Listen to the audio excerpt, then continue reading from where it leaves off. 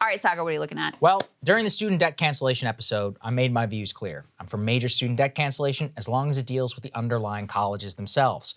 Why do I care about the colleges? Because they are not only crooks and criminals who have bankrupted millions of American youths, but they have specifically defrauded the US government, the taxpayers, students themselves, to prop up an army of useless diversity bureaucrats who are ruining our society. The argument was, well, we can't let the perfect the enemy of the good. And I'm glad people got some relief. I want to make that very clear. But let's take a real hard look into the exact institutions that we just handed a $1 trillion lifeline.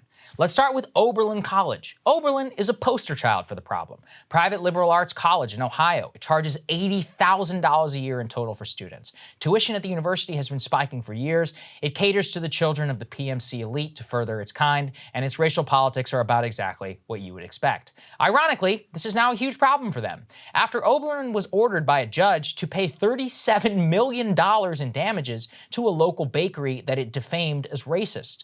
The circumstances of the situation are very ugly. They reveal exactly who tuition money is propping up. In 2016, there was an incident at a local bakery near the campus in which a student tried to buy a bottle of wine with a fake ID while shoplifting 2 more under his coat. Is it the crime of the century? No. Not great, though. At the time, a son of the owner, he was manning the cash register, noticed the shoplifting and chased the student out onto the street. They got into some sort of scuffle. Once again, seems pretty pedestrian. The student was shoplifting, was arrested. Should have probably ended there.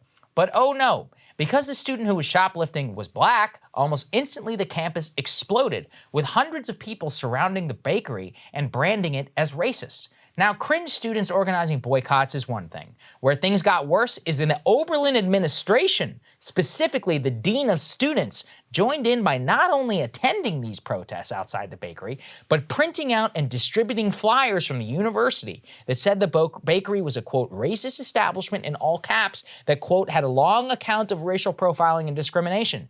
The dean had not one shred of evidence to back up this egregious claim.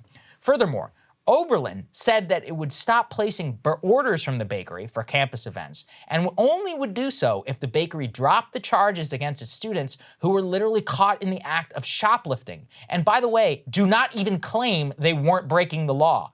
The campaign by administrators continued, including literally using the institution to combat the bakery. After years of wrangling the judicial system and a final ruling in the Ohio Supreme Court, they now have to pay up big time on the charge of libel. But what really got me is this. Oberlin, in its decision to pay the Gibson family and the bakery, they admitted no wrongdoing. They said they only, quote, hoped healing could now continue with the city, that they now have in the college inn, and they had the gall to say, quote, with careful financial planning, they could afford the judgment without impacting our academic and student experience. What they neglected to say is their endowment is a whopping $1 billion. They could afford that judgment 20 times over, but they're framing it as if they're somehow detracting funds for students and as a pretext possibly for inevitable tuition raise next year.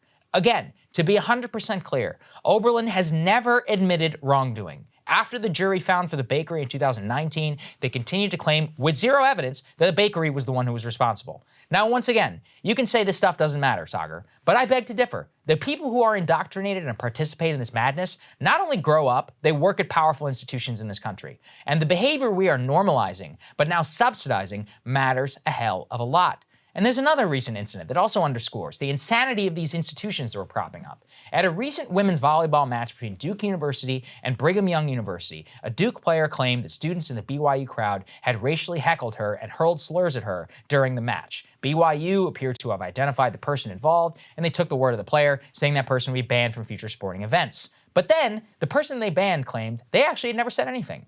Campus police got involved. They reviewed a video camera that was directly trained on the man, which didn't show him speaking at all. BYU then said, oh, well, maybe someone else said something. They asked people to send in videos from the crowd surrounding areas. Well, after looking at all video evidence and audio evidence, including interviewing more than 50 people who were in the stands, the people who worked at Duke, the people who work for BYU, event security, management, etc., here's what they say, quote, they have not found any evidence to corroborate the allegation that fans engaged in racial heckling or uttered racial slurs at the event. Now look, I'm not saying the player is lying. Maybe she thought she heard something and she got upset. I actually get that. People have said racially disparaging things to me before. After that, you become very hypersensitive. But the student is sticking to her story. That's her right. But worse is that Duke, who has said this, is, quote, we unequivocally stand with and champion our student, especially when their character is called into question. So in other words, even if there isn't a shred of evidence to back up this accusation, the university is backing it up and portraying it as a racist incident, slandering another university and its fans as racists. They're refusing to back down. Given what happened with their fake Duke lacrosse rape case in 2007, you would think they would learn their lesson, but of course, they've only learned to triple down. This mind virus infects the institutions of education across this country. It is genuinely difficult to believe if you don't delve every once in a while into the crazy cases like this that happen all the time. All I'm saying, is it the most important thing in the world? No, but it's a perfect view why these institutions really do need to be destroyed, and a new breed of faculty in order to particularly to get the boot. To date, I have not heard really a single credible response from people who back up student loan forgiveness to genuinely grapple with this problem, financially and ideologically. Once again, I'm reiterating my call. You need to burn these places to the ground if they are all good for is trying to split us up right now on false pretenses.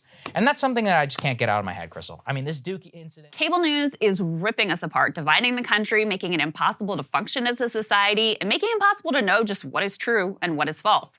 But the good news is they are failing and they know it. That is why we're building something new, a new mainstream, a healthier one, something more trustworthy, something that we are going to need in one of the most pivotal times in American history. We are building up here for the midterms, for the upcoming presidential election, but we need your help. So if you can help us out by becoming a premium member today at breakingpoints.com, we're trying to change America for the better and the entire world. So what are you waiting for, guys? Go to breakingpoints.com and sign up and help us build a new mainstream.